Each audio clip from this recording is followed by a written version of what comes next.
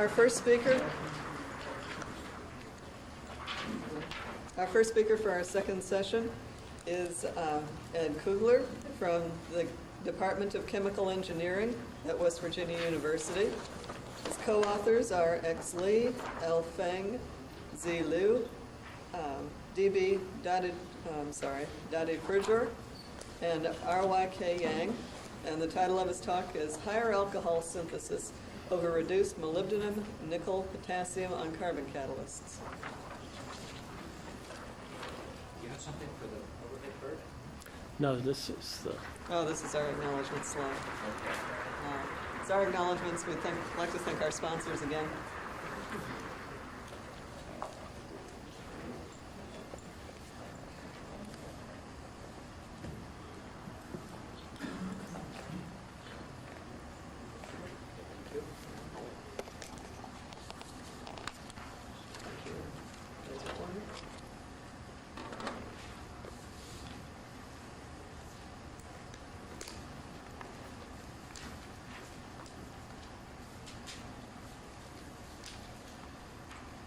Thank you very much.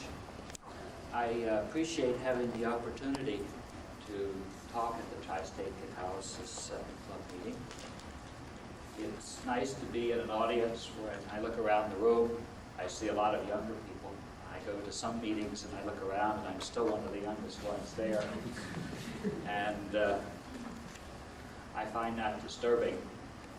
And maybe because there's so many young people here, I've been feeling old, and I've been looking around the room. And I note that one of the things that happens when you get older is that you perfect the art of listening with your eyes closed. In looking around, not this instant, but earlier in the meeting, I noticed that I'm certainly not the only one who's mastered that. And then I enjoyed some of the talks this morning. I enjoyed the first one because at one point I knew that patent literature very well. And in looking at the diagram on Ashland's RCC process, I recognized a lot of patents that I had seen in the literature. And it's nice to see those being implemented because it shows that there really is important information in those. And then before I worked in catalytic cracking, I worked in CO hydrogen chemistry. And in his opening slide as to what the earlier literature looked like, in fact, Bert put it up twice, was this issue of C&E News, and I was quoted in that one. So I certainly wasn't one of the founders there. Before we started our Fisher-Tropsch research, we had a company library to do our literature search for us, and they came up with over 7,000 references. And we felt that was an astronomical amount, and that probably explains why we still repeat work that was done and known sometime previously, and it's something that has just gone unappreciated since then. The work that I was planning to talk about today is higher alcohol synthesis. This is part of a project that's funded by the Department of Energy in Pittsburgh. It's part of a collaboration with Union Carbide and also with people at the chemistry department at WVU. I'm talking about just a small portion of the work today so that we have a limited number of authors over what are possible. In addition to the one in the program is also Ramesh Subramanian, who helped us with some of the GC mass spec work that we've done with these samples.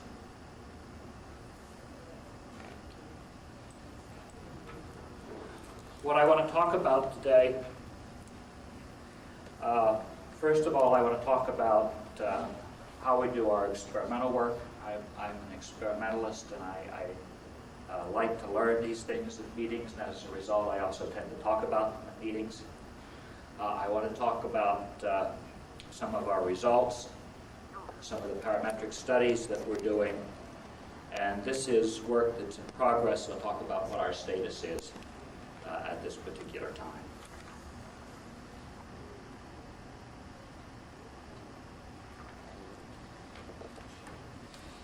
If I look at our catalyst testing units, they're designed to run with four gas feeds. This particular view graph was made for working in a unit that has sulfur in it, where we work with sulfide catalysts. It includes hydrogen, CO, nitrogen, and H2S. That would be an H2S hydrogen mixture. We also have a pump for working with liquid feeds. We had visited Union Carbide and liked some of the things that they were doing with their automated unit and followed that particular setup. We have a reactor. Besides, let's see how this works. Okay. We have a reactor that is changeable. We may work with a blood flow reactor, which we show here. We also do work with a Birdie type reactor, and in one case a membrane reactor. We have our switching valve, our gas sampling valve, right below the reactor. We bring in the carrier gas for the gas chromatograph. We take the sample below the reactor, and then we carry the sample and the carrier gas through heated lines to GC for analysis. We have a knockout, a back pressure regulator, so that we do our gas liquid separation at pressure, we do our sampling at pressure. And this particular unit shows an H2S scrubber, which is appropriate when we're working with hydrogen sulfide.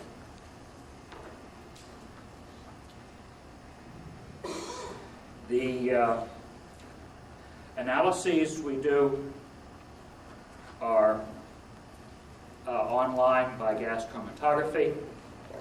We work with our sample from the switching valve. We separate inorganics on a pack column, use a thermal conductivity detector. We separate organics on a capillary column.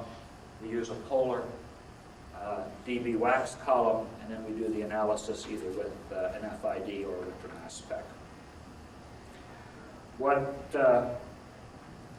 we found to be particularly useful for these analyses is this very polar dB wax column. This is very similar to what's in the J and W catalog, except that the J and W catalog doesn't show this debris at the end of their runs. But we separate all of the alcohols from C1 to C4 over a period of time. What's important with this particular column, though, is if we look at the first time here, which is about 1.2 minutes, when the first products break through, this is also where all of the light hydrocarbons appear. So if we look at a mixture of hydrocarbons,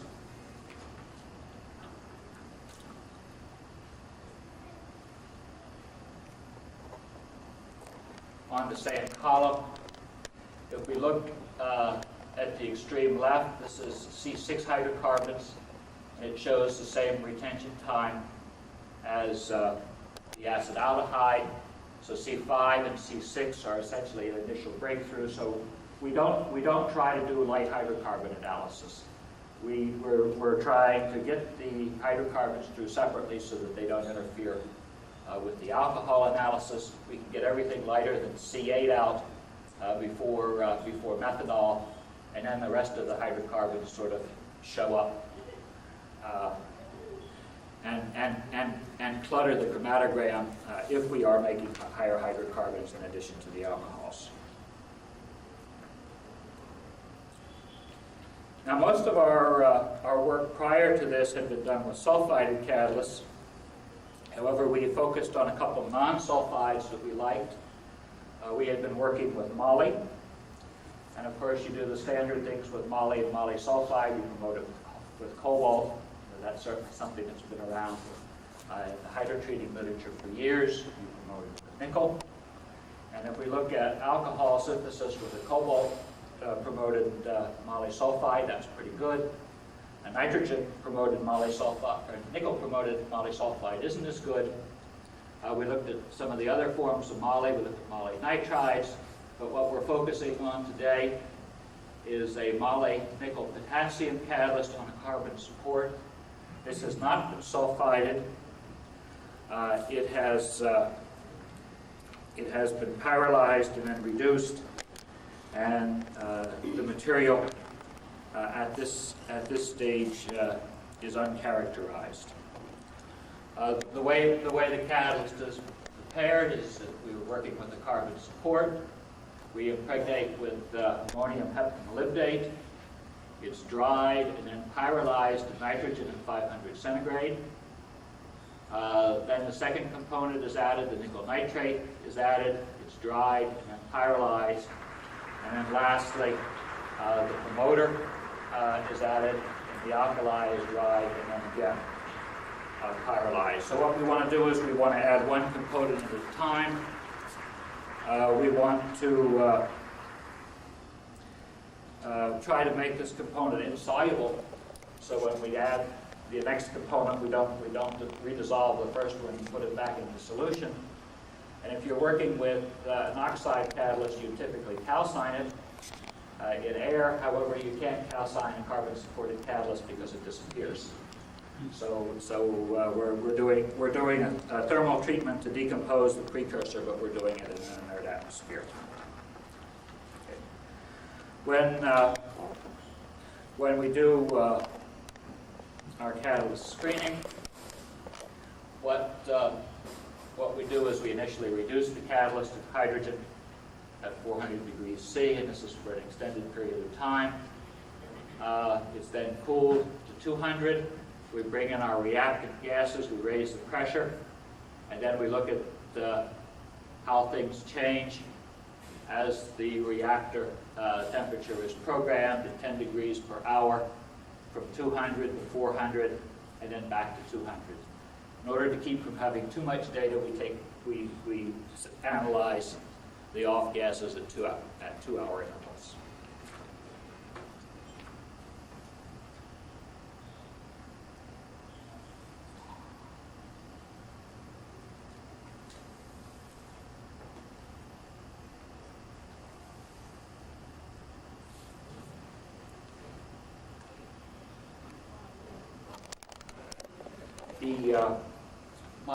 The reduced moly nickel catalyst initially looked interesting to us with one of these screening studies.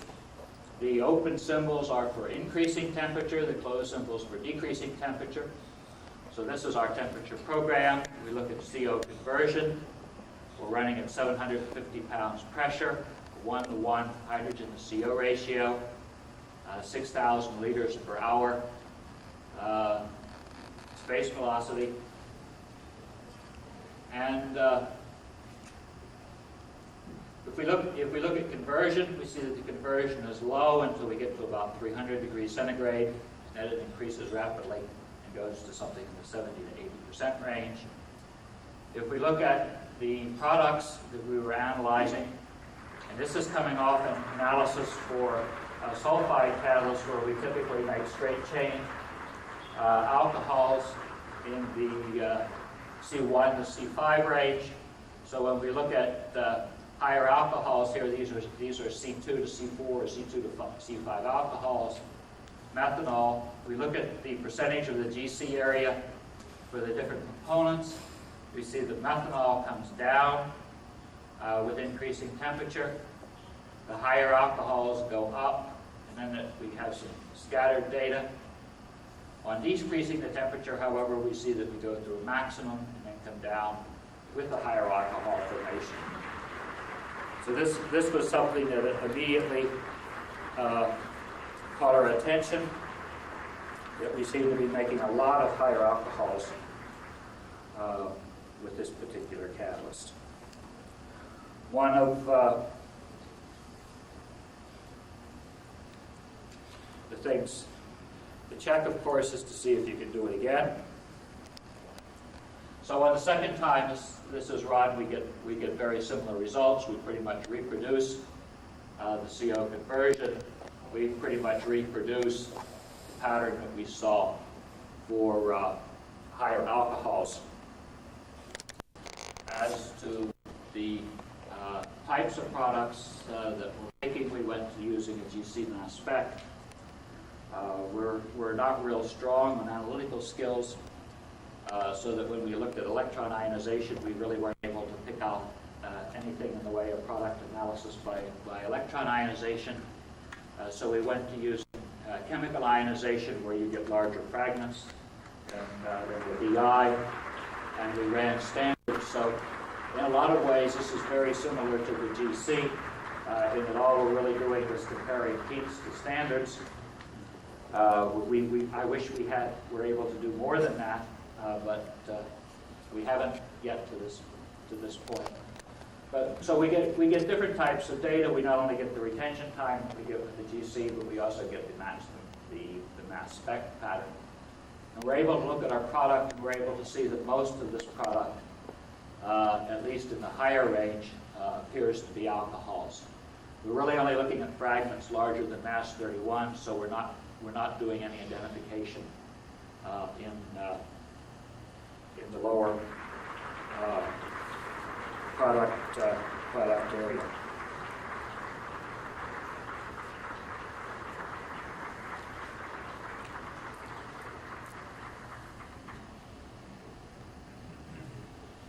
If we look at the GC trace from this catalyst, we see that the GC trace corresponds very much to what we had. The last one I showed you was on analysis of collected liquids. This is the same column that brings the hydrocarbon out at the beginning. So this first peak is hydrocarbon that we're making, and then we're able to identify methanol, ethanol, propanol, butanol, pentanol, hexanol, some of the branched alcohols. And although we haven't named these, we suspect that this is just a continuation of the homologous. Or at least I suspect that it's a continuation of the homologous series. That the practice that we've taken in the laboratory is anything that we haven't positively identified as an alcohol, we treat it as a hydrocarbon. So if it hasn't been positively identified as not a good product, it's a bad product.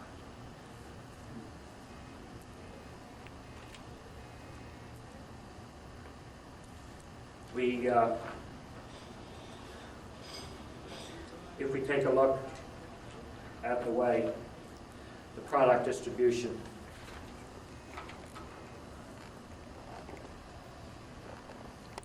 changes with temperature, we're not seeing anything that's surprising. We look at selectivity. We see methanol drop off with temperature. This is probably due to equilibrium, and that methanol decomposes to CO and hydrogen. We see that the C2 alcohol, the ethanol, goes to a maximum and then decreases. I've assumed in the past that this is because of consecutive reactions, and that the ethanol was going to higher products. After Dave's talk this morning, I don't know. That's something that we'll have to test. It may just be going to ethylene that we're not analyzing. We also see the C3 and the C4 and the C5 and heavier products increase with reactor temperature.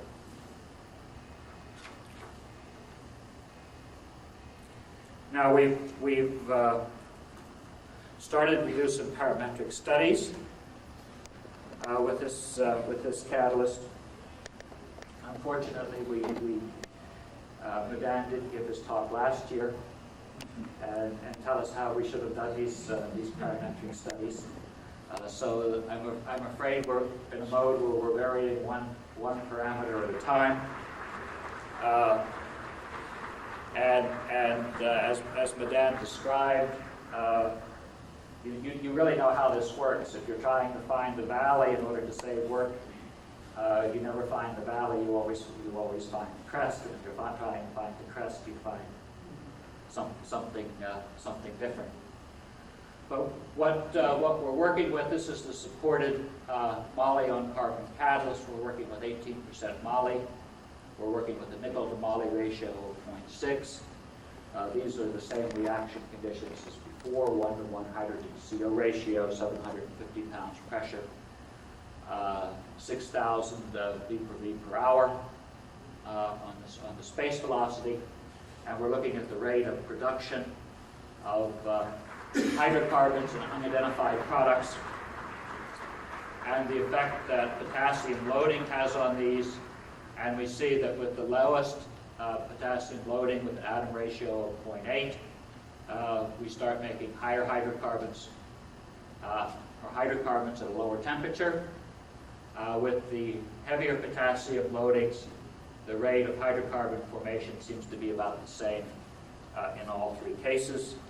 So that currently, or certainly the amount of alkali that we use on the catalyst seems to be important for suppressing hydrocarbon formation.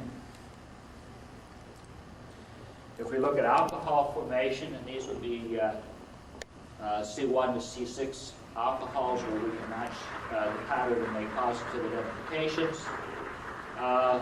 We see low alcohol formation with low potassium. As the potassium level rises, it keeps going up, where the highest amount of potassium gave the highest rate of alcohol production. However, it doesn't give the highest selectivity to higher alcohols. This is, in fact, a large amount of methanol that's present in the product, rather than higher alcohols.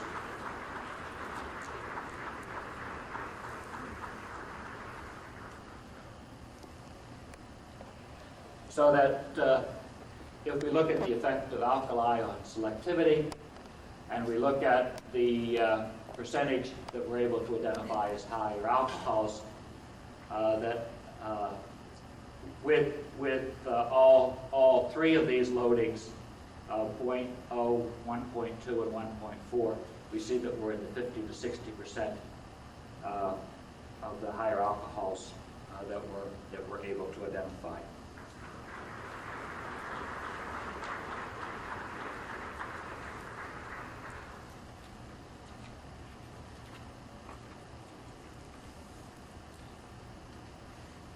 We have other parametric studies going on at this particular time. We're looking at the effect of metal loading, effect of nickel to moly ratio, and the effect of pretreatment. And it seems clear that these are going to have to be incorporated into a design experiment.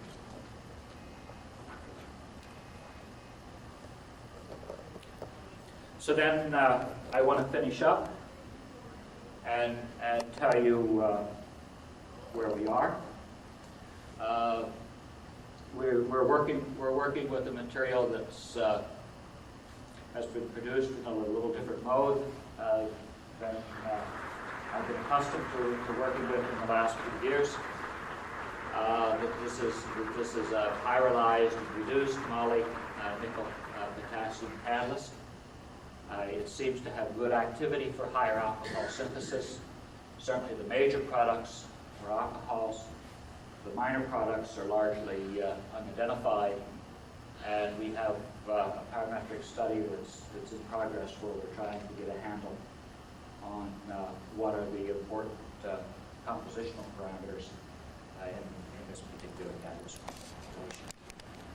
So with that, I would like to stop, but thank you for your attention. Say that I'd be happy to try to answer questions.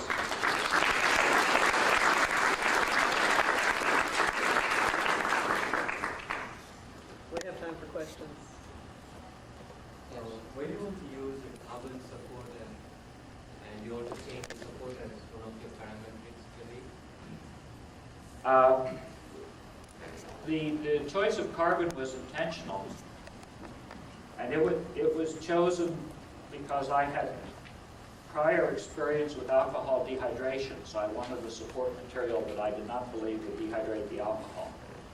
So for that reason, I stayed away with alumina and traditional oxide supports.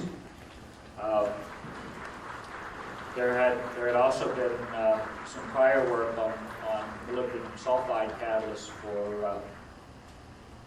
for alcohol synthesis. Union Carbide had done some work on unsupported catalysts, and Dow had done some work with materials on carbon supports. So that was our motivation toward going toward carbon support.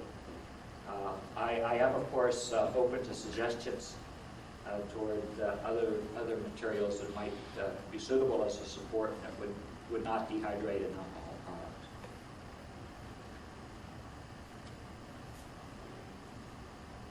Other questions? Thank you very much. Thank you. Let's